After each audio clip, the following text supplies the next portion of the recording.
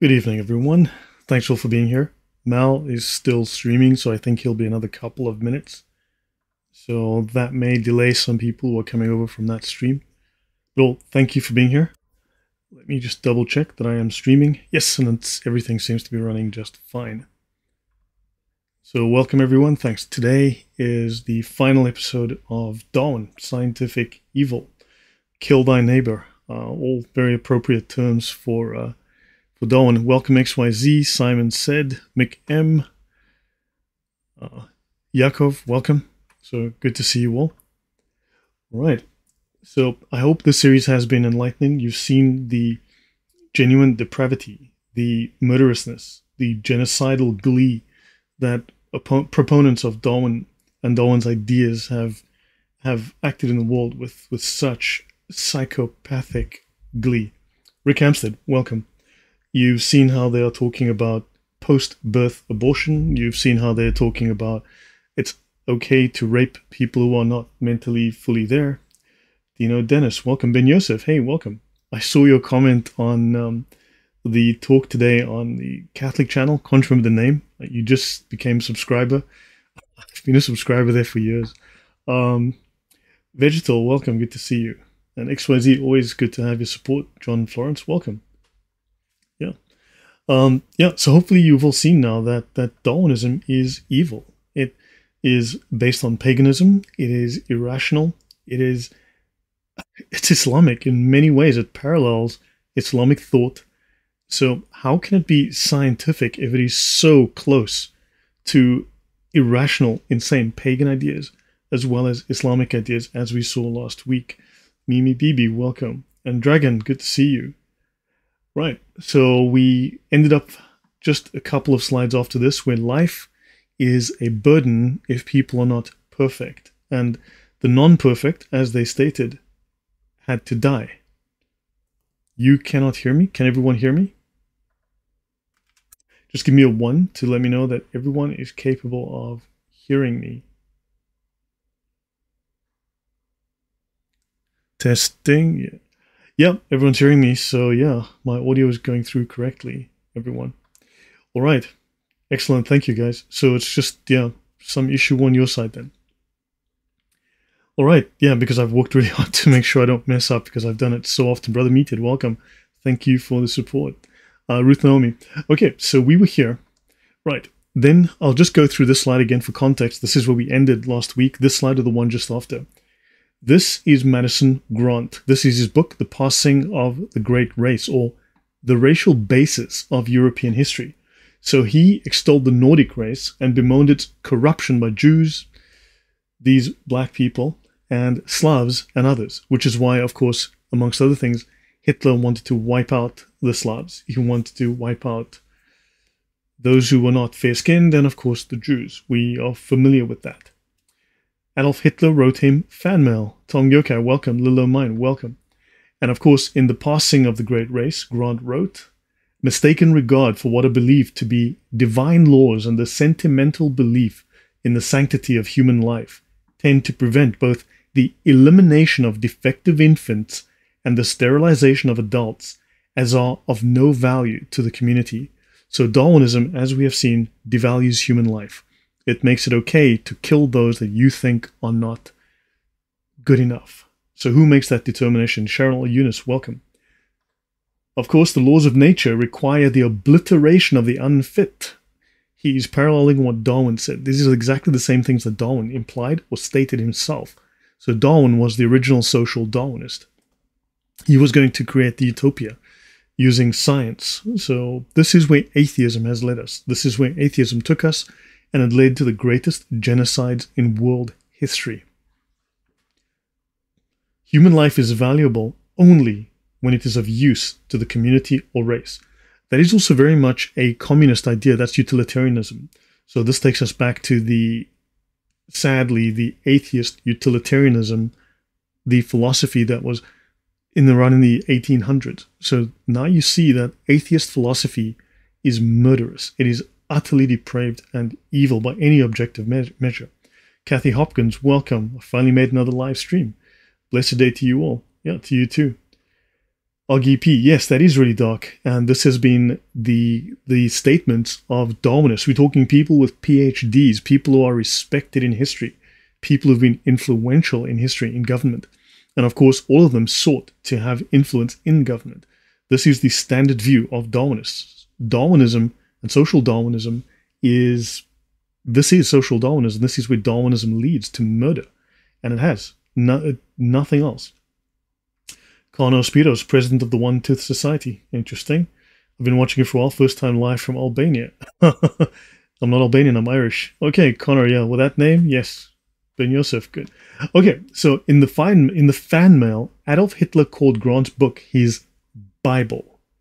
So this book was his Bible that called for the extermination of the inferior races and people who did not measure up to whatever measure they had of perfection. So this was permission to kill thy neighbor. Sheikh Biadi, welcome. Fan mail from Hitler was not a good thing. Hopefully he learned that during his life. Oh, by the way, I am making this available. Let me just publish this. Okay, so for the duration of the stream, I'm going to make this particular presentation available to you. I'll drop this in the chat. So it is 143 slides. And so my largest slide decks like this, like monotheism, I made it $25 for the duration of the stream. I'll make it $5. For those who want to pick it up, I'll make it $5 available to you so that you can pick it up really cheaply for the next little while. So I only have about 8 or 10 slides to go, so it's not a very long stream today. So thank you for telling us the truth about the idolaters and man-made stuff. I see you. Thank you very much, Sharon. All right. Yeah. Now, this book was the first foreign book published by the Nazis because the Nazis bought into this idea. They were all of them Darwinists. Revolutionary bliss. Welcome. So Fred Hoyle, we spoke about him. I'll repeat this. The likelihood of the formation of life from inanimate matter is 1 to a number with 40,000 noughts after it. It is big enough to bury Darwin and the whole theory of evolution. There was no primeval soup, neither on this planet nor any other. And if the beginnings of life were not random, they must therefore have been the product of purposeful intelligence. And this is an atheist speaking. He didn't want to embrace God, but he admitted that we don't have, from an atheist perspective, an answer to this. Islamic origins, hey, welcome. So therefore, we have to consider the possibility that God made it. Once we see, however, that the probability of life originating at random is so minuscule as to make the random concept absurd, it becomes sensible to think that the favorable properties of physics on which life depends are in every respect deliberate. It is therefore almost inevitable that our own measure of intelligence must reflect higher intelligence, even to the extreme idealized limit of God. Right, so he's a well-known British astronomer. Controversial, but yes. So this is not a discussion on the scientific aspects of Darwin's theory, right? We're talking about the social, moral implications of Darwinism, and Darwinism is, as you've seen, depraved. It is evil. Now, this is one of the major sources for the for this video series that I've made. This is Darwinism and the Origin of World War I, the Biology of the Second Reich, Social Darwinism and the Origins of World War I.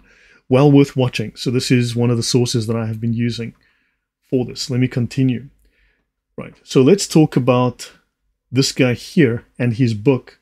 So this is a biologist. This is one of his books called American Insects. So he was a famous author, biologist, scientist, and of course he supported Darwin, right? World War I left more than 16 million people dead. Now, many reports calculate double that. Many reports calculate 28 million, 30 million dead. So 16 million is a conservative number for how many people have been killed by World War I.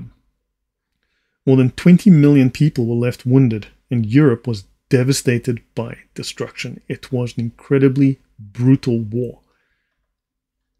World War I was influenced by a rabid, atheistic militarism claiming to be based on science. Now, this is an aspect of science, this is an aspect of history that we've not been told. You know, we talk about, well, you know, someone shot Kaiser Wilhelm and, you know, as revenge, the Germans said, oh my, we've got to do something. No, there's a lot more to the story. We looked to the late 1800s. We looked to where Germany was going in its mindset. Now we're going to look a little deeper into that. and see that World War One is very much related to Darwin, and it's because of Darwin's ideas. The leading German intellectuals argued that war was necessary, right? War was a necessity for evolution, a natural part of the Darwinian struggle for survival. So hold on, intellectuals, German intellectuals, First World people, argued that war was a necessity, a natural part of the struggle for survival. So war was good. And this is science. Don't forget, atheists are always pushing science. Well, this is the alternative that they are presenting. This is the atheist alternative. Murder is the atheist alternative. In 1914, the armies of the Second Reich overran Belgium. They were pressing into France. Yeah, it's always the Germans, isn't it? So for those who want the slides, I've just dropped the link again in the chat. Millions of Belgians were threatened with famine.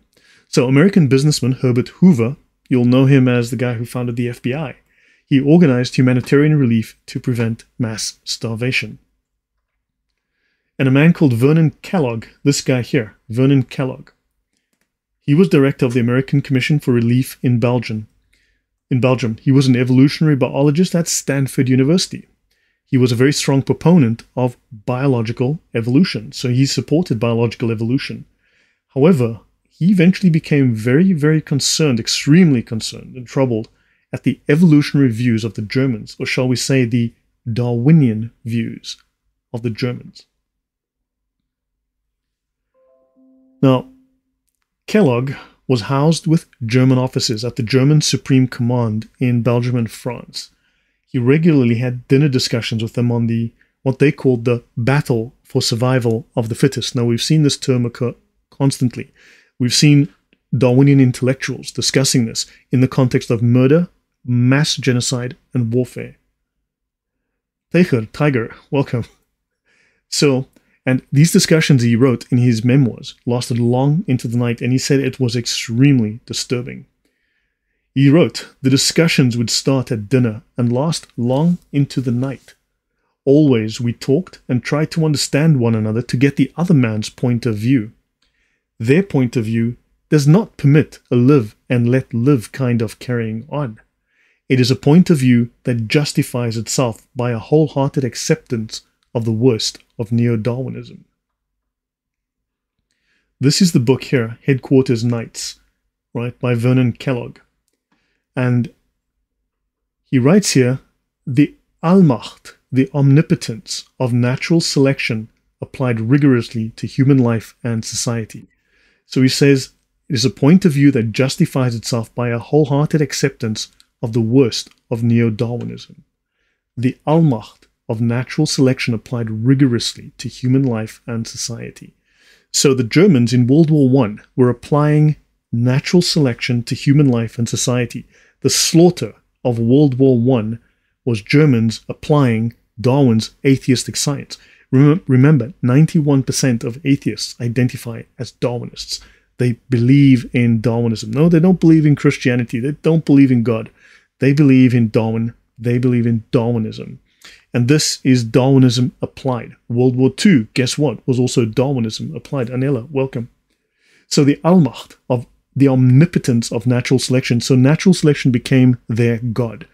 Darwinism is basically the creation myth for atheists minus God. Darwin was knighted. Yes, I believe so. One officer was professor of zoology at a prominent German university. Kellogg described him as one of the most brilliant of present-day biologists. And he wrote, Professor von Flussen, that was not his name, is a biologist, so am I. So he kept this man's name secret, right? So we talked out the biological argument for war. So the Germans were following a biological argument for war, and especially for this war. The captain professor has logically constructed argument. Why? So the captain professor has a logically constructed argument why, for the good of the world, there should be this war, and why, for the good of the world, the Germans should win it. So according to the atheists, and atheists need to have their noses rubbed in this, because we've been presented obviously a biased, propagandized form of history. If historians were honest, if academics were honest about Darwinism, Darwinism would be rejected for the filth that it is, for the depraved evil that it is. So for the good of the world, we need to kill a minimum of 16 million people in Europe in World War I, probably double that, easily 30 million. So the Germans must win it. They must win it completely and terribly. Professor von Flusen is neo-Darwinian, as are most German biologists and natural philosophers, that would mean scientists. The creed of the Allmacht, the omnipotence of a natural selection based on violent and fatal competitive struggle, is the gospel of the German intellectuals. So natural selection, Darwin's natural selection, is a violent, fatal, competitive struggle. And the Germans were simply applying Darwin's ideas to the letter, exactly as Darwin explained it. So struggle, bitter, ruthless struggle, is the rule among the different human groups. This struggle not only must go on, for that is the natural law, but it should go on, so that this natural law may work out in its cruel, inevitable way the salvation of the human species. So in other words, we're going to kill you for the good of everybody. We're going to murder entire populations. We are going to wipe out the Slavs. We're going to wipe out black people. We're going to wipe out the Jews. We're going to wipe out people we don't like because science, because atheistic science, because we found the truth. This is Darwinian. Remember we mentioned in the beginning that Darwin saw death brings perfection. It is a death cult. By its salvation is meant its desirable natural evolution. How is this natural if you're taking guns and bullets and murdering people? I don't see how that's natural, but according to them, that's science. That human group, which is in the most advanced evolutionary stage, is best and should, for the sake of the species, be preserved. Yeah, frightening. It should win in the struggle for existence, and this struggle should occur precisely that the various types may be tested, and the best not only preserved, but put in position to impose its kind of social organization on the others, or alternatively, to destroy them and replace them. These are frightening words. I hope you understand, and I hope you take screenshots of this. I hope you show this to atheists. I hope you speak about this, make memes of this, post this on social media. This is where atheism will take us. This is where it has taken us. Atheism leads to murder. It dehumanizes people. It devalues life. It causes nothing but death. This was not war. Atheists love to brag and boast atheism will end war because religion causes wars. No. Atheism explicitly requires death, genocide, for achieving its perfection. Natural evolution, Darwinian science calls for death. He goes on. The Darwinian science of World War I, right? This, he says, is the disheartening kind of argument that I faced. And that's written by Vernon Lyman Kellogg. And as you saw, it was written in this book, Headquarters Nights, here. And this is freely available on the internet to download by Vernon Kellogg. But atheists are so tolerant. No, no, no. These atheists would kill you.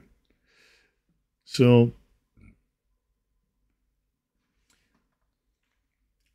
now notice, I've quoted this before, but again, the support which I receive from Germany is my chief ground for hoping that our views will ultimately prevail. This is Charles Darwin writing to Wilhelm Preyer in a letter in 1868. So, people might say, well, Lloyd, this is not what Darwin wanted. This is a corruption of Darwin's message. No, this is exactly applying Darwin's message to the letter. This is accurately presenting and acting upon Darwin. This religion of Darwinism that atheists love so much, this science, this very, very dirty science, this is where it gets you. So understand, this is no accident. Darwin knew exactly what they were doing. Darwin was feeding them this intellectual garbage, and these people were applying it, and Darwin was happy with that. It's the European scientific Islam. Yes, exactly. It's the supremacy of Islam. It's very much the same. We are supreme and therefore we dominate others and we kill them. It's jihad. So yes, this is Darwinian jihad. This is Darwinian scientific jihad. It's very little different. It's just clothed differently, but the same concept, the same idea. Yeah. Atheism taken to its logical conclusion, but they say Christianity is evil. Yes, this is atheism with the veil ripped off. That's just atheism with the veil ripped off. This is what it leads to. This is a man-made religion. And that's exactly that. And they will lie and lie. So understand, we've been fed a very false idea. That's super pagan. Yeah. Let me go back to that, right? So Darwin knows. Wow, thank you, Sheikh Biardi. Appreciate that. Thank you very much. Yeah, it's Darwinian jihad. Yes, it's no different. Yeah, they always think they are the fittest. Yeah, everyone who's promoting this thinks they are the fittest, of course, and they deserve then to kill everyone else they don't like. That's why it's kill thy neighbor. The social Darwinism of World War II had a precursor in World War I. Initially a pacifist, Kellogg eventually campaigned for direct military US intervention. He wanted the US to go to war to stop these people, to stop the madness, right? To halt the rise of these ideologies. So as a pacifist, he changed his mind. He realized if we don't stop these people, they will eventually consume the world. By the end of the 19th century, Darwin's theory was increasingly popular among Germany's intellectual elite. Darwin had claimed that humans and other mammals were the product of what he called natural selection, which for him was a blind struggle for existence, where the fittest survived and reproduced, and the less fit died off. Now, that's a nice way to put it. They died off, but not naturally. They died off by bullets and bombs and mustard gas. This is how they were died off. They were volunteered for murder. They were volunteered for genocide. Understand? This is what they did in World War I. The Germans, yeah. The Romanians, yeah. The Romanies, yeah. The Gypsies. So Germany and the Ottoman Empire with the secret alliance for death, probably influenced by Darwin and other. And Darwinism, as we saw, Darwinism and Islam, oddly enough, very interesting connection. Pretty much the same thing. Wasn't that weird? I mean, last week, like, huh? How is Darwinism and Islam giving the same message when Darwin is science and Islam is fiction? Right? This is Gnostic fiction by these Sufis like Rumi, and it's the same message. So how is this scientific when Darwin is just repeating 1,000-year-old Islamic Mohammedan, as he called it, Mohammedan evolution? There was a message I wanted to check above that I might have missed.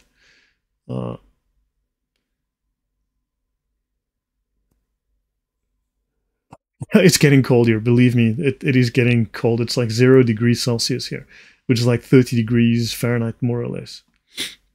Yeah, there was a message that I saw that I missed. Okay, so yeah, atheism is tolerant until they become majority. Yes, like the communists, but that's exactly the same message that Islam pushes, right?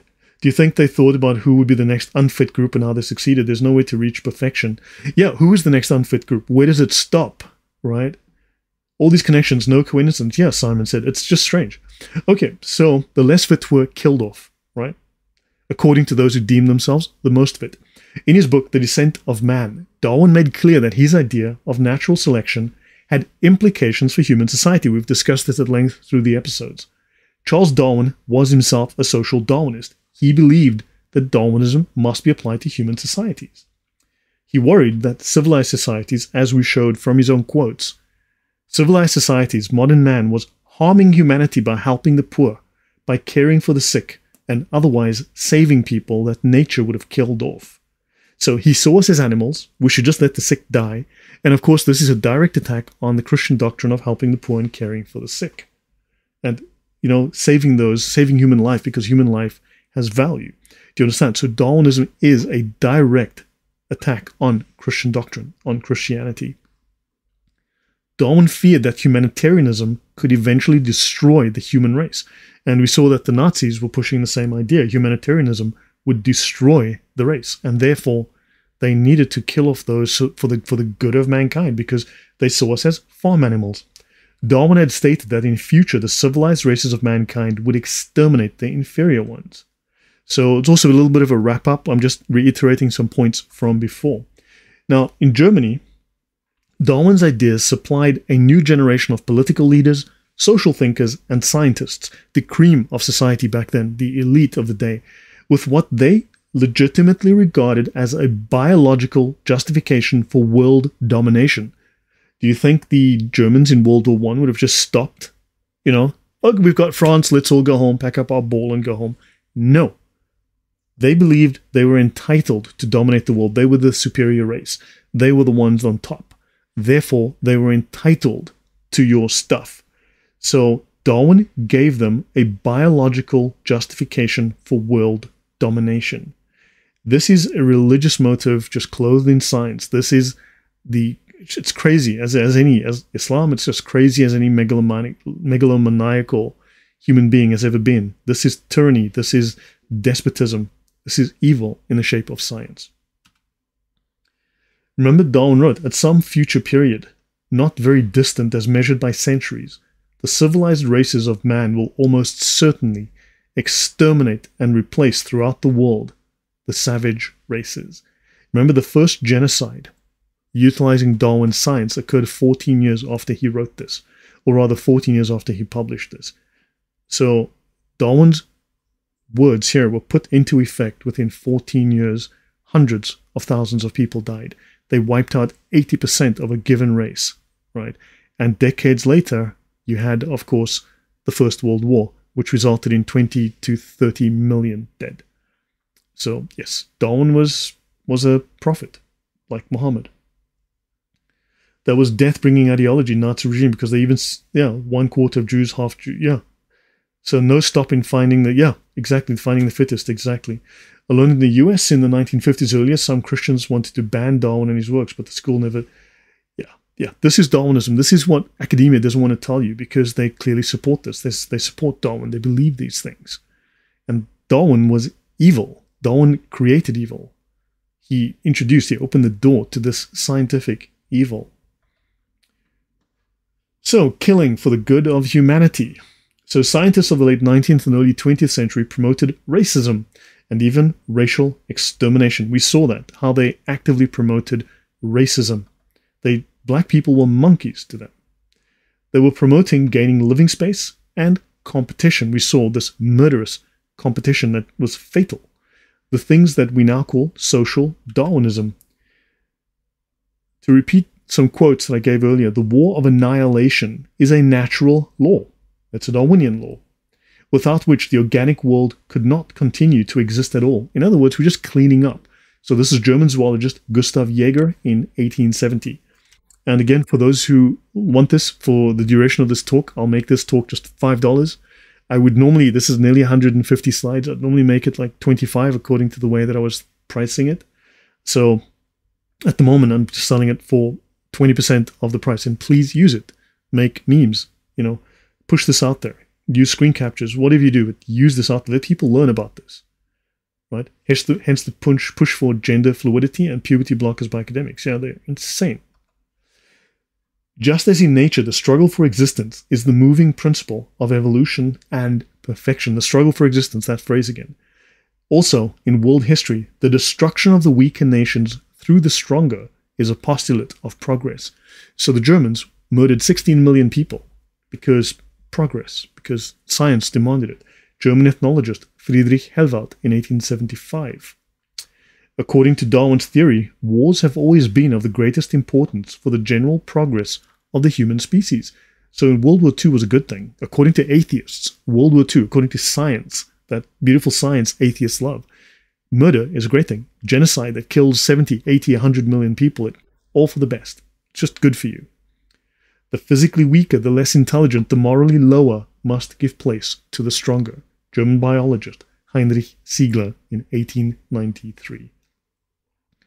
So Aaron Somerville says, I guess Genghis Khan should be revered as a saint in that case. Yes, Darwinists should worship him now. Atheists should go, well, yeah, this guy's doing exactly what Darwin said. Exactly. Pedro Jr. says, I remember a Nazi camp operator describing his job as an exterminator killing rats. Now, I know why he said what he said, because of Darwin. Yeah, they were just rats. Gates and cronies claim to help people of Africa by flying and giving jabs and leaving. Yeah, well, killing for the good sounds like the globalist handbook. Yes. So it helps the helpless. So this is Theodore Roosevelt. And he writes a foreword to Vernon Lyman Kellogg's book. He says, one of the most graphic pictures of the German attitude, the attitude which has rendered this war inevitable, is contained in Vernon Kellogg's Headquarters Nights. It is a convincing and an evidently truthful exposition of the shocking, the unspeakably dreadful moral, and intellectual perversion of character which makes Germany at present a menace to the whole civilized world. The man who reads Kellogg's sketch and yet fails to see why we are at war and why we must accept no peace save that of overwhelming victory is neither a good American nor a true lover of mankind. Theodore Roosevelt. Sometimes you win fights by beating your enemy. I know that sounds unchristian, but sometimes to win, you actually have to beat your enemy. And sometimes you have to shoot them with the bullet. That can happen. That's called warfare because, you know, rolling over and playing dead just gives them what they want, an easy kill. Yeah. So, vegetal asbestos. Yes, yes, yes. They saved us from global warming by murdering all those bisons. You're right. So there are actually people who make conspiracy videos about the vanished Tartarian Empire and fantasize about it like it was some progressive magical place. So yes, guys, so understand, this was written August 26th, 1917 by Theodore Roosevelt. So his book. So now the last two slides, you've seen this before. I originally meant these slides to become the final two slides, but I jumbled them up a bit in the previous episode. So last two slides, then I end this particular series, and I can do a preview of the next series that I'll be doing starting on Wednesday, which is Faith and Logic. So, among the defeated soldiers of German war machine was a young corporal in the Bavarian army. You might recognize this guy here. He was very, very bitter at the defeat of Germany and its allies. And this corporal found new purpose for his life by even more fanatically than did the generals in World War I by embracing social Darwinism than did the Second Reich. He revived the Second Reich and he created the Third Reich. But atheists will say, we're not the same as them atheists. We have morals. No, they don't. They're no different. 91% of atheists are Darwinists. This is what they believe. This is the atheist alternative. So, no, atheists, you cannot trust them. They have no moral basis. So, and within 2 decades, of course, as you all know, the whole world, 2 decades after World War I, the whole world would know this corporal's name.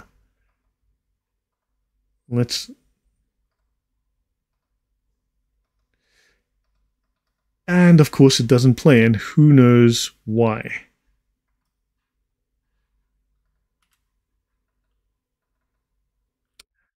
Okay, so yeah, guys, I have no idea why that did not play, so give me a moment. I am not understanding why they're not playing, so I'm just going to go back to it.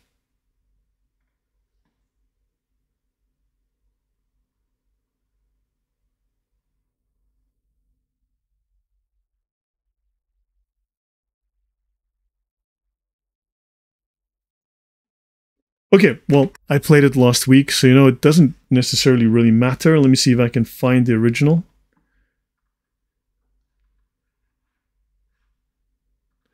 Okay, no idea why not, but I played it last week, right? So as you know, Adolf Hitler wrote, "The law of selection exists in the world, and the stronger and healthier has received from nature the right to live. Woe to anyone who is weak, who does not stand his ground. He may not expect any help from anyone." I do want to try and fix this. I just have no idea why it is not working.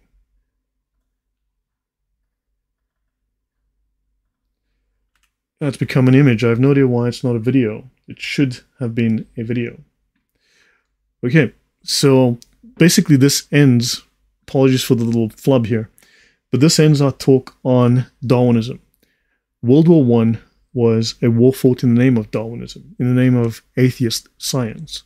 World War II was a continuation of those ideas, as we've seen. So, yeah, let me see if I can find this one. Actually, I will find it and I'll play it. Just give me a moment. Go to my content.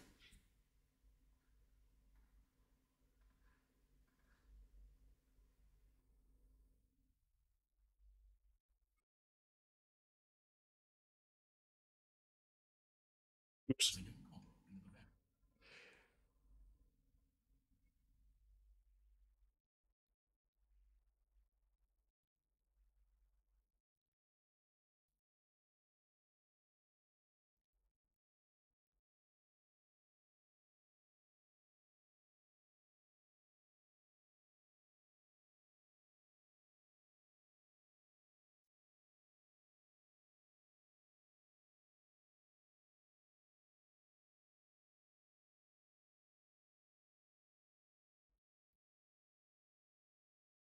The corporal's name.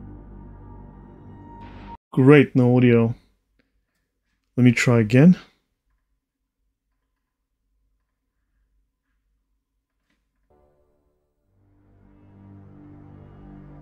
Among the defeated soldiers of the German war machine was a young corporal in the Bavarian army.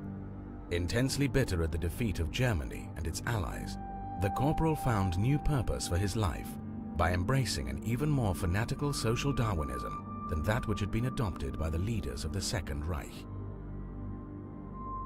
Within 2 decades, the whole world would know the corporal's name. Unser deutsches Volk siegt heil! Sieg heil! Sieg heil! Sieg heil! Sieg heil! Sieg heil! Sieg heil! Sieg heil! Sieg heil!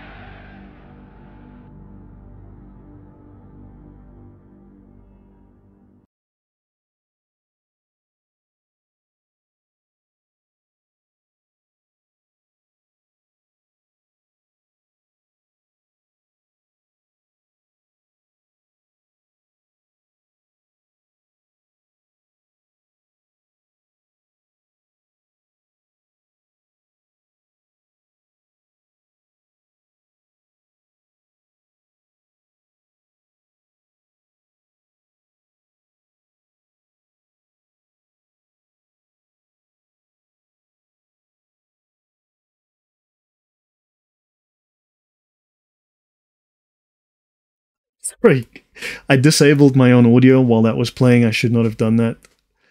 Sorry about that. Thanks, Lilo Mine, for the reminder. I appreciate it. And that corporal committed suicide in the end. Yes. So Darwinism attracted the worst of mankind. Darwinism attracted the most violent people. Darwin attracted people who had power and lots of bullets, armies. So I should have the audio back now. So this is where atheism has taken us. This is where the elite, we're talking about the social elite, the political elite, and the intellectual, scientific elite. This is where atheism takes us. They make beautiful claims, they talk about the utopia, and they will lead us straight off the cliff, and they will kill millions in the name of science and their utopia. So, yeah. So this is, hopefully you've learned something, and I hope you will use all this material. You won't forget this. Nothing. So yeah. And as I said, this is available for the duration of this talk. I will make this available for. So that's the link to the video, by the way. That's the video that I was just playing now. And of course, this is available for $5. I'll leave this up during this presentation.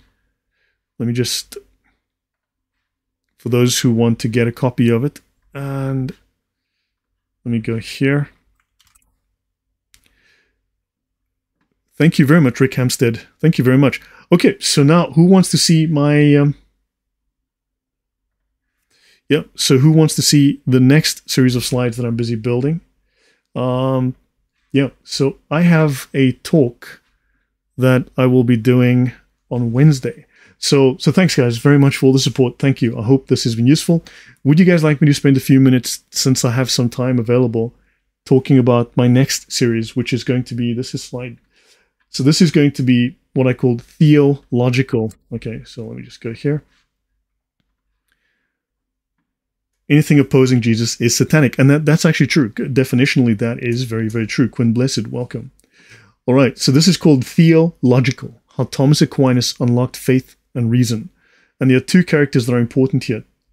Here's Thomas Aquinas on the left, Aristotle here on the right. All right. So this is going to be, but this is currently 100 slides. It's going to be longer. It's currently 100 slides. And this is going to be detailed. It's going to be deep. It's going to get technical, but I will be building up to this. All right. So I'll be taking you through philosophy, and I'll be taking us through Thomism, or what is also called scholasticism. But we're going to see and understand how biblical exegesis works. And we're going to contrast. You're going to see the deep contrast, the difference between a Catholic/Orthodox perspective on exegeting the Bible versus the Protestant. And you're going to see the complete divide between them, the difference, the mindset, how they see the world in a different way. So, Sheikh Khalifa, welcome. Do I have a series in the Ottoman Empire and its history? No flying fish. I haven't done that yet. At some point I have to, because I need to talk about how the Ottomans funded and collaborated with Protestantism, with Protestants. So the Ottoman Caliph funded, armed, and provided intelligence and assistance to the Protestant movement. So yeah, there's a connection there. There's a very disturbing connection there. So this is something you have to understand this is a historical analysis, but also it's going to be a deep dive into philosophy.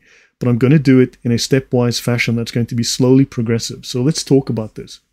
The importance of the word. A language is well ordered when its words express reality with as little distortion and as little omission as possible. That's from Joseph Pieper, Abuse of Language, Abuse of Power, in his book. Which is why I make the deliberate choice to speak plainly. Now, logos. Now, I will describe logos in much detail later, but okay. Logos means the word, the divine reason that governs the universe. And in the beginning was the Word, and the Word was with God, and the Word was God. We know that logos has many meanings, but one of its meanings is reason, logic, and the Word was God. So theologos, well, we'll get to that. Plato, and this of course here is Play-Doh. I've had an AI make Plato in 4 different figurines made of Play-Doh. Plato, who lived in the 4 centuries BC, had a serious dispute with the ancient Athenian sophists, who taught men to use very clever words and communication to deceive others with total disregard for the truth. And his issue was the corruption of language. So Plato condemned the sophists. He said that they were unscrupulous rhetoricians who used clever speech to deceive and not enlighten. To Plato, they corrupted the word. Remember, the word was with God and the word was God. And they corrupted the word. They corrupted the language. Though respected, the sophists taught intellectual dishonesty, moral relativism, not the truth. Plato warned that they were dangerous, as the unaware could follow their bad ideas. Truth, not verbal trickery, must be our foundation. And of course, verbal trickery, hiyal, is the Islamic concept for using verbal trickery. They call it legal trickery, but it's using words. That's why atheism is anti-science, because they are anti-logos. And yes, interesting to compare the Jewish versus Catholic method of biblical interpretation too. Yeah, so theological, which is God-logical. Now, theology is a rational, systematic reflection on God and faith. Logical is reasoning or rational thinking. This refers to logical argumentation, evidence, and deduction. Theo is God or deity. This refers to the divine nature of theology. By the way, just so you know, when I go through these things, right, when I've got these numbers that you see here, what this means is that I have notes. These are all taken, these are all references to Catholic content, okay? This is going back to the Vatican's own sources, and I've got various sources throughout. So these numbers link to the pages, and of course this here are notes. So often I've got very detailed notes in my slides as well to add additional references or additional description. So Theo is God or deity, and this refers to the divine nature of theology, the study of God and God's revelation to humanity. So, and logical emphasizes reason and rationality in theology. We use human reasoning to comprehend and communicate truths about God. We use words. Again, we use words to communicate. And God, the Word is with God and the Word is God. The Word must be truth. If God is truth, then the Word is truth. Logic establishes coherence, clarity, and the continuity of theological arguments. It enables theologians to present sound theological propositions. And the word proposition has to be defined as well. I will define all of these terms as we go. It allows systematic organization of theological knowledge.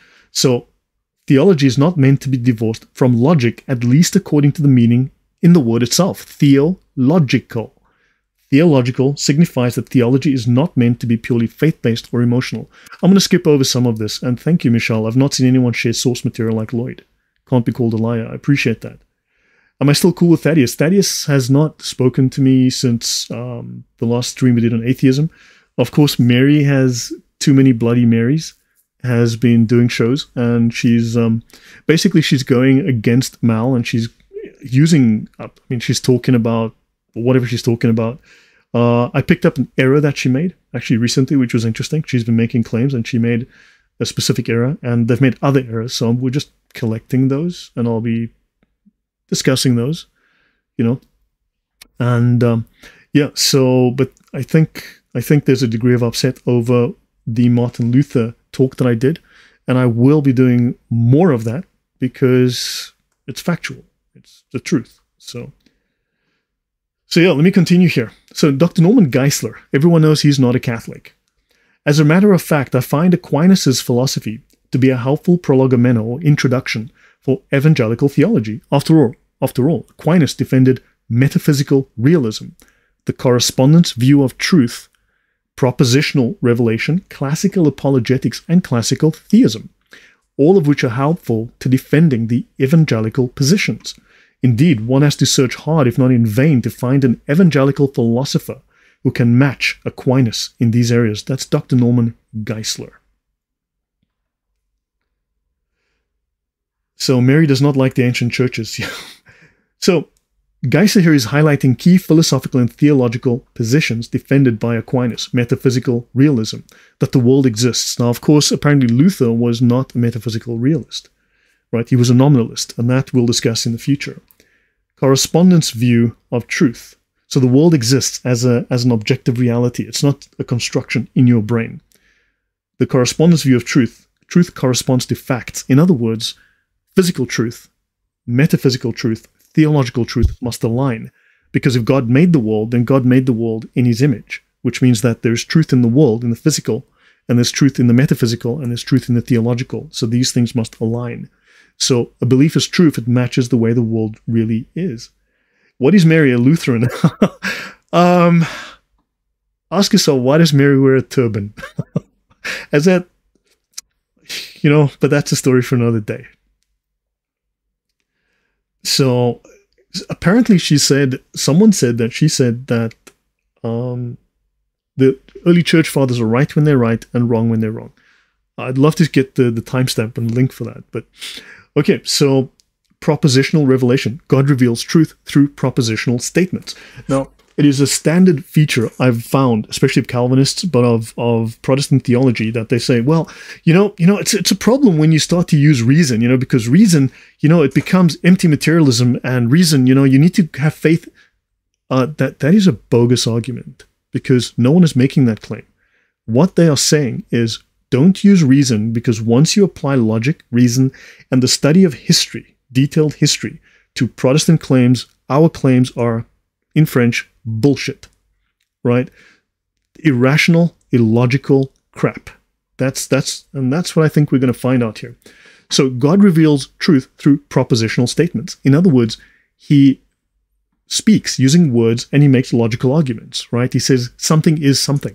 That is a philosophical, rational, logical argument. Therefore, we need to understand this so that we can understand, and so therefore we have to use logic. We have to understand how God works, how the word functions. Okay, so God makes declarative sentences and doctrines in the Bible. He doesn't just speak of mysticism, intuitions, feelings. We're not going to talk about Plato here very much. That was enough Plato. This is not a discussion on Plato. So classical apologetics focuses on arguments for God's existence. Are these irrational arguments? Are they, well, my feelings say? That is not an argument for the existence of God. So we provide historical evidence and logical arguments that address intellectual objections to the faith. And classical theism, the view that God's nature includes attributes of transcendence. He's beyond the world, right? There is mystery there. Immutability, God does not change. Eternality, existing outside of time.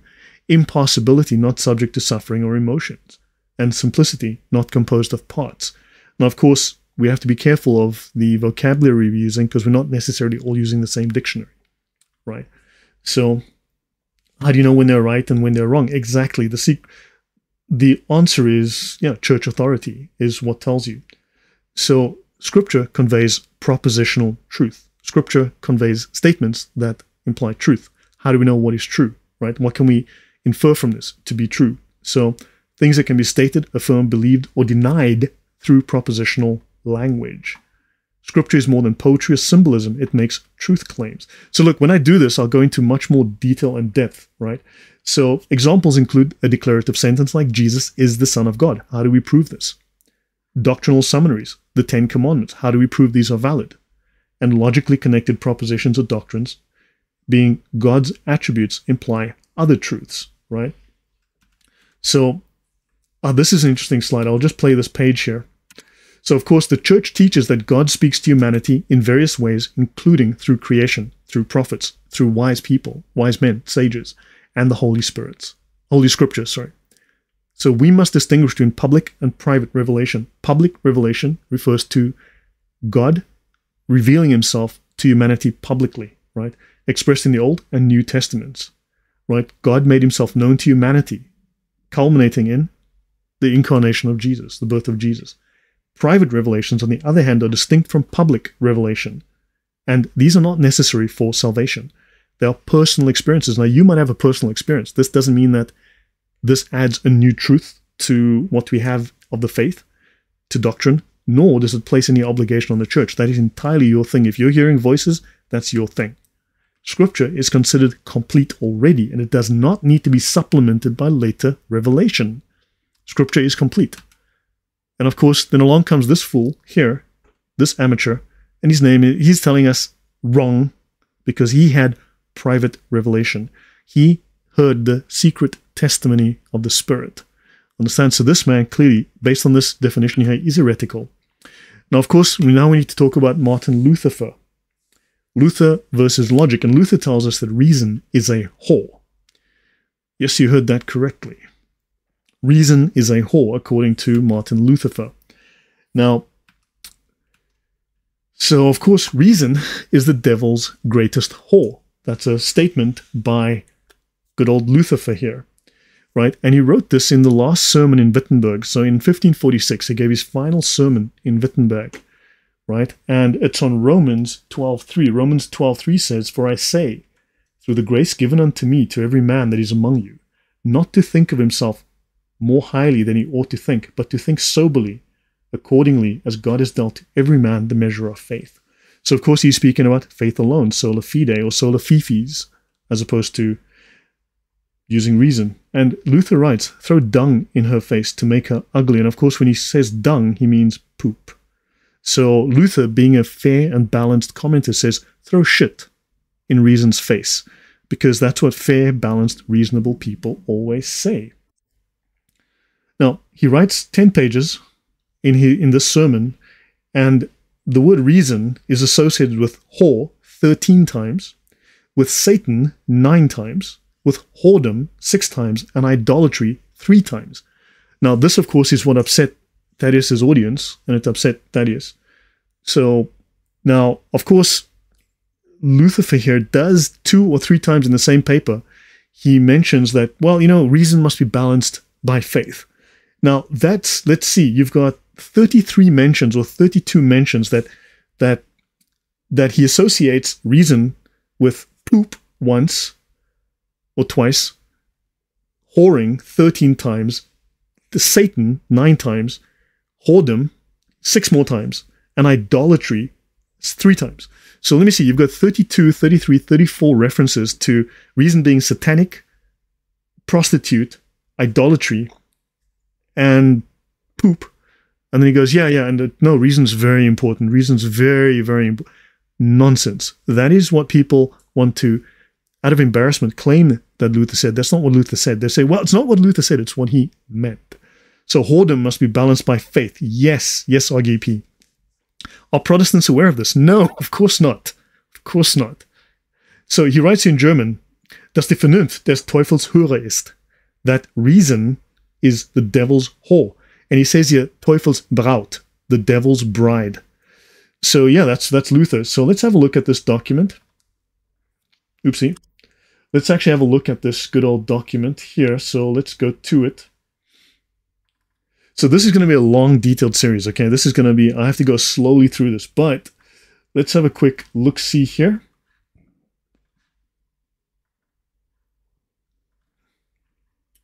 Now let's just go. Okay, bugger. The last sermon in Wittenberg. Okay, January 17th, 1546. And he says, reason is the devil's bride. Reason, the lovely whore. She's an attractive, seductive whore. She's the foremost whore the devil has. So Luther clearly, what he's saying, it's not what he's writing, it's what he means. And what he means is that reason, what he means is that reason, you know, we need to use faith and couple it with reason, and the two must hold hand to hand. Or he's just saying that reason is Satan's whore, right? And the other gross sins can be seen, but nobody can control reason. Oh, he's calling reason a gross sin as well. I should add that to my list. I forgot to add poop. And yeah, it walks about, it cooks up fanaticism. Reason cooks up fanaticism. It claims that everything that pops into its head and the devil puts into its heart is the Holy Spirit. Yeah, that's the argument, definitely appealing to reason there. And what I say about the sin of lust applies also to reason, for reason mocks and affronts God. Using reason is an affront to God.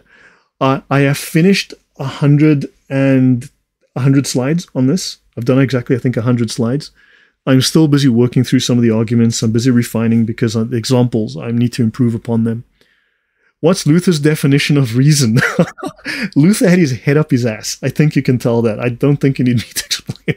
Luther had his head right up his ass. As far as I can tell, the man was an idiot. A very dangerous idiot, but a bigoted, pompous ass. His definition of reason was, reason is the devil's whore. We need to use faith. Faith alone. Faith as defined by Luther. Feelings. So, an idolater. Reason is an idolater running after an idol. Okay? It has more hideous harlotry than any harlot. It's a worse prostitute than any prostitute. As a whore chaser runs after a harlot. See, people who want to use their minds are chasing whores. The scriptures call idolatry whoredom, while reason calls it wisdom and holiness. So reason lies about wisdom, you see, because I thought God was the Word, and I thought the Word is reason. So the prophets invade against this lovely whoredom, idolatry.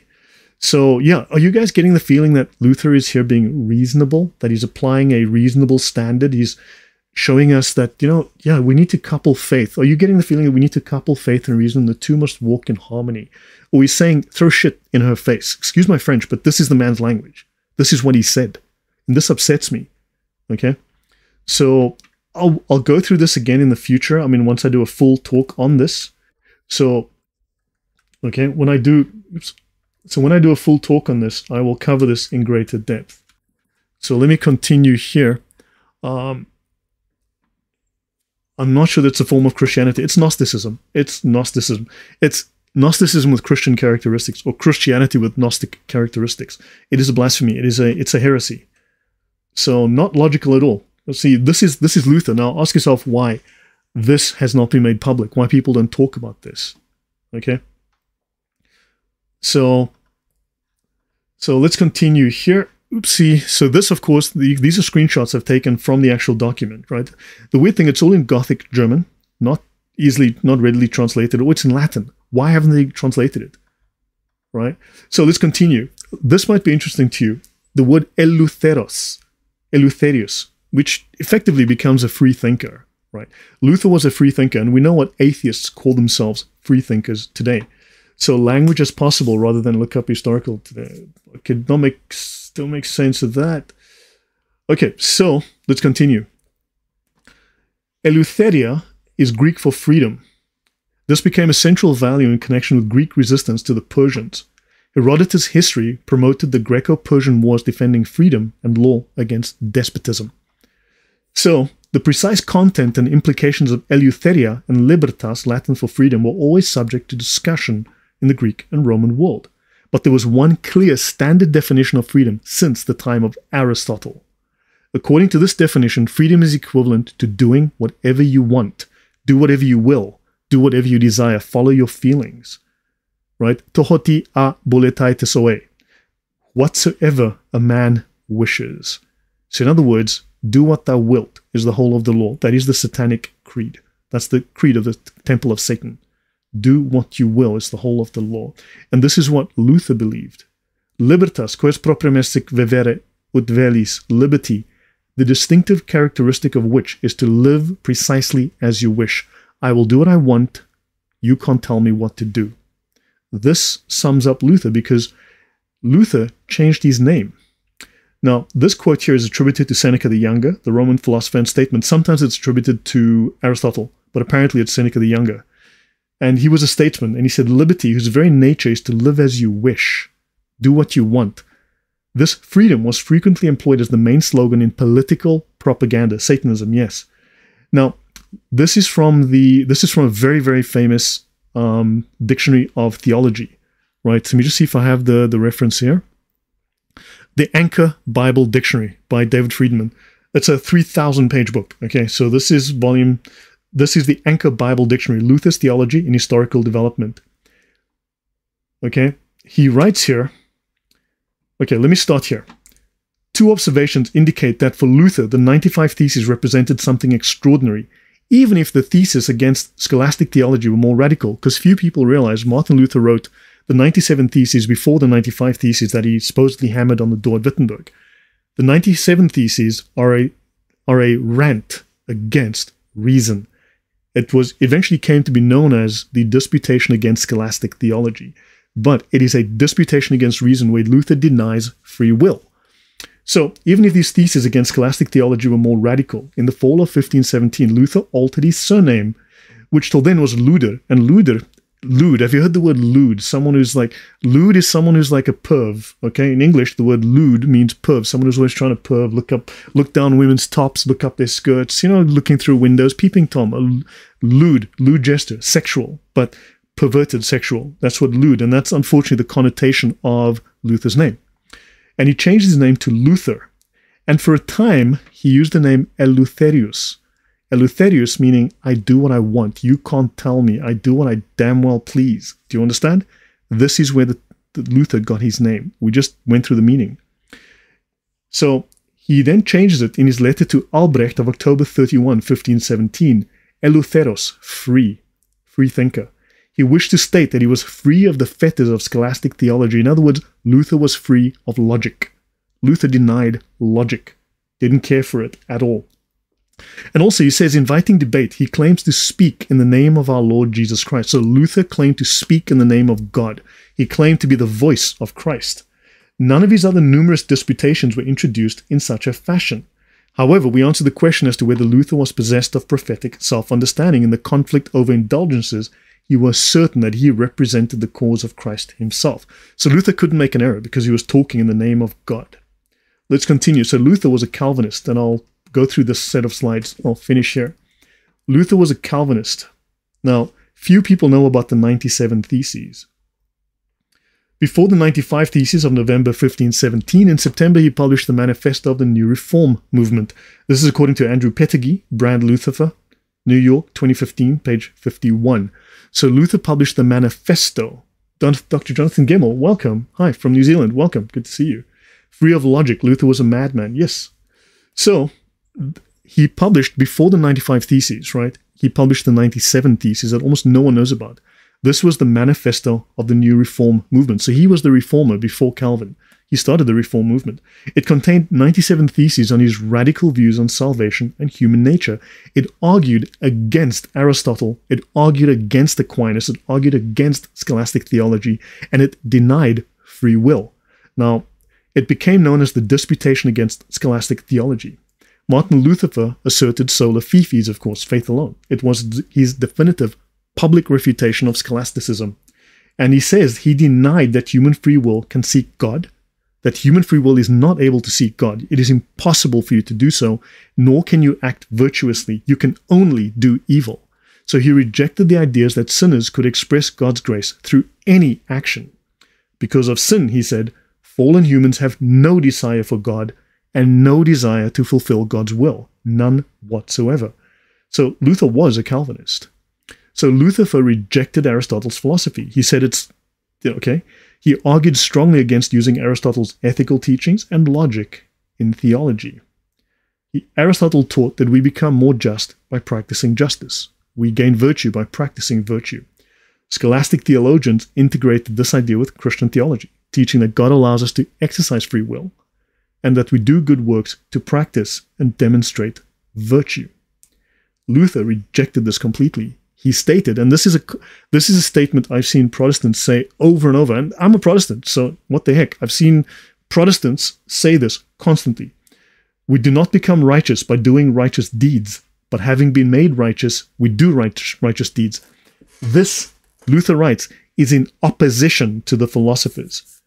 Now, when he says philosophers, yes, he means Thomas Aquinas, but he also means the Church Fathers.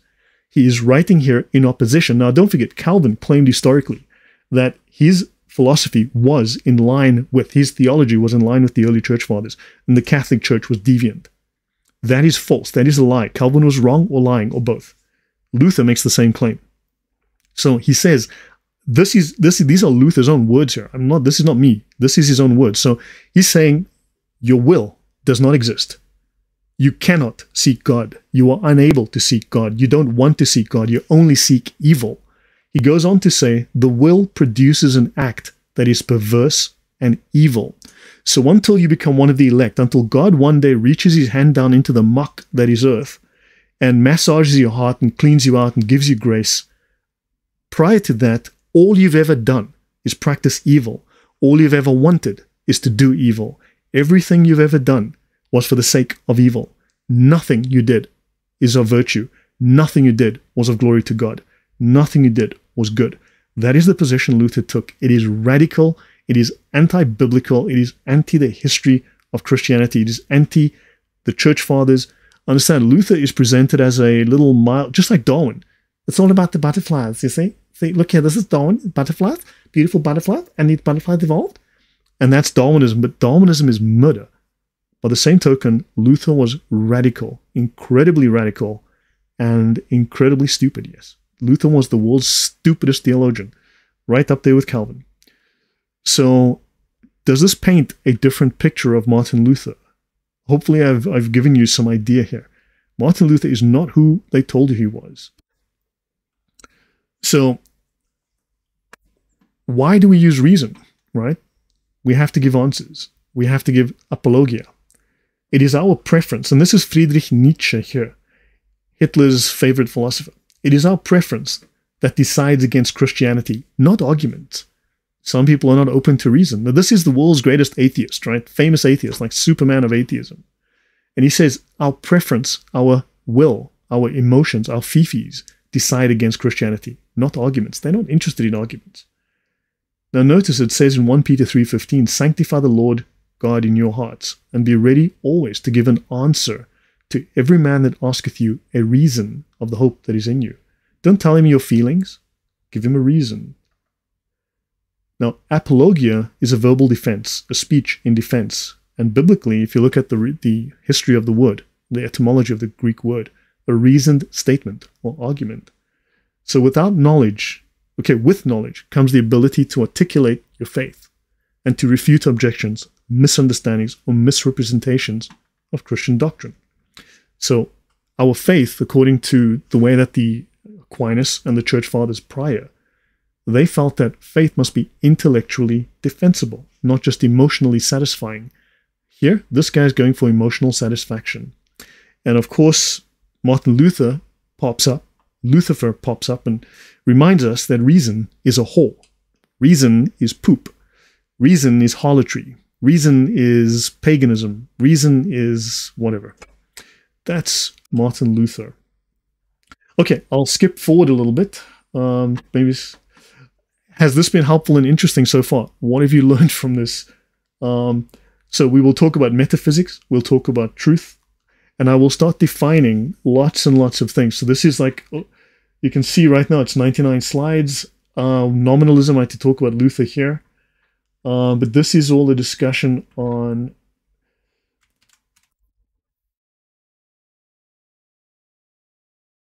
okay, so a couple of things, like universities in the Middle Ages, right? We'll be talking about those. Monasteries, this is interesting history as well. Atheists love to talk about, well, atheism is reason, you know? We're atheists and we're reasonable. And those Christians are irrational. And those Christians are like, they're against science. And the Christians, they're against like logic. And we atheists, we just want to kill people with science, right? Thank you very much, Spiridon. Thank you. So monasteries, have a look at this. Universities, let me see if I should go back here. Okay, we'll go here. Metaphysics, no, not this slide. Skip metaphysics for now. Universities emerged in Italy. So Spiridon says, hold on. Thank you for your workload. You're most welcome. Thank you. So emerging in Italy and Northern Europe by the 1200s, including France, many universities were founded by religious orders with ties to the church and by wealthy merchants as sponsors. These specialized fields of study developed at universities, and like medicine in Salerno, Italy, for instance, they specialized. So these are universities that are founded by the church, funded by the church, supported by the church, and yet they're going into medicine, not theology, right? Many graduates pursued careers, right, in the church. Now, monasteries were significant in education during the medieval period. The standard curriculum incorporated trivium, quadrivium, theology, law, and philosophy. Luther and Calvin were both lawyers. Now, the church sponsored universities, right? And this led to the spread of knowledge. And these universities spread and preserved texts like Plato, Aristotle, Herodotus, Tacitus, Hippocrates, Galen, Ptolemy, Euclid, Archimedes, Plotinus, that twit, and the Justinian Code. So I'm not seeing any atheists here, so maybe those atheists were busy being hypocrites somewhere. I don't know. Paris University was established in the 12th century, became significant in that field in Europe, right? Johannes de Sacrobosca wrote a 13th century book that was used to teach the heliocentric theory to students. The first chapter contains a clear description of the Earth as round. That's in the 13th century he wrote the book, and of course this is based on previous knowledge. The Sphaerae Mundi was required reading in Western Europe for the next 400 years. So, oddly enough, yeah, the atheists were just unfit, yeah. Bologna University, founded in 1088, is the oldest university in the Western world. Hold on, let me just go back here. Okay, so Bologna University was founded in 1088, the oldest university in the Western world, the oldest degree-awarding institution of higher learning. Notice the atheists haven't founded a single university so far. It's weird. Christians did it, those irrational Christians. So that is a subtle difference, Villainous says. Saved by the cross for free will, response good works, versus made righteous to yeah. No free will. Yeah. Well, Luther was irrational. Guy was a twit. Right. So now, okay, the term universitas was coined when Bologna University was founded. That's down here in Italy. So the oldest university in continuous operation is the Italian University of Bologna, founded in 1088, then Oxford in 1096. University of Salamanca in Spain, 1134, and then University of Paris between 1160 and 1250, and University of Cambridge, 1209. Salamanca Catholic University offered, hold on, it's not Salamanca Atheist University. Where the heck are these atheists? Like these rational, reasonable people. I thought everyone was dragging their knuckles on the ground back then. So yeah, look, let me skip forward. So this is all Christian stuff, right? I go through this. We go through Thomas Aquinas. And we go through...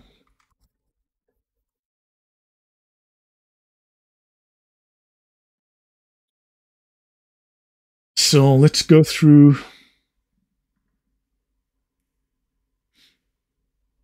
the next page, I want to find non-contradictory logic. I just need to... just one more thing. Okay, so this is important. I'll do this last slide and we'll call it a night, guys.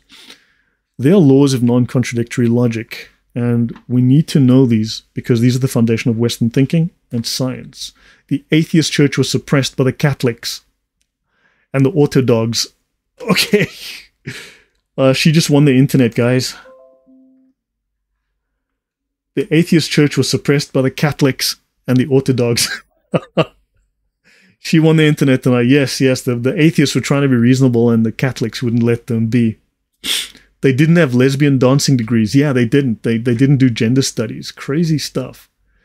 Now, the three laws, the laws of non-contradictory logic, final slide, are also known as the three laws of thought.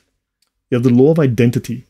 This law states that something is what it is, and it cannot be what it is not. It asserts that any statement or object is identical to itself. In symbolic logic, it can be represented as A is A man is a man, a woman is a woman, a cat is a cat is not an apple, a cat is not a dog. If we say this apple is red, we affirm the identity of the apple being red and not any other color. Cat's not a dog, an apple is not an orange. We have the law of the excluded middle. This law suggests that a statement must be either true or false. There is no middle ground or third option. For any proposition, either it is true or its negation is true. Right? In symbolic logic, we have A or not A. For example, a woman is pregnant or not pregnant. She can't be a little bit pregnant. She is or she isn't. So this includes possibilities of intermediate states. And that's the sad thing, Kathy Hopkins. Reason is kryptonite to Protestantism, sadly. Once I go through this in step by step as I should, you'll understand it's seriously problematic. Then you have the law of non-contradiction. This law states that a proposition cannot be both true and false at the same time and in the same sense. It asserts that the contradictory statements cannot both be true. So how many sacraments are there? 7, 0, 1, 5, 2, 2.5, 3.2? There can only be one answer. Understand? In symbolic logic, it is represented as not A and not A. For example, if you say this apple is both red and not red, we have a contradiction because the apple cannot simultaneously possess and lack the attribute of being red. You can say it's red on one side and green on the other, but that's different. So these laws are the foundation of classical logic and are essential for reasoning and logical consistency in various fields like mathematics, philosophy and science, repeatability.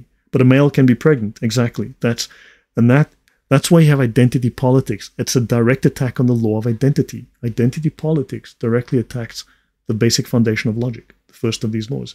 Stefania Luna, welcome. So, yeah, so understand, we need to understand logic. Logic is critical. So, yeah, so guys, I will end here. Hopefully that was an interesting insight into Dr. Martin Luther, right? And remember, if anyone asks you about his last sermon in Wittenberg, don't forget that reason is a whore. Reason is the devil's bride. Throw dung, throw poop in reason's face.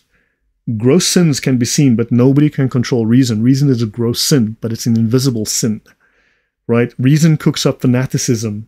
Reason is a lovely whore, the foremost whore the devil has, the devil's bride. As you can see, that's a very reasonable series of statements from Dr. Martin Luther. Yes, so, yeah. So guys, hopefully you've learned some great theology. Hopefully you've learned something useful. I should call it a night.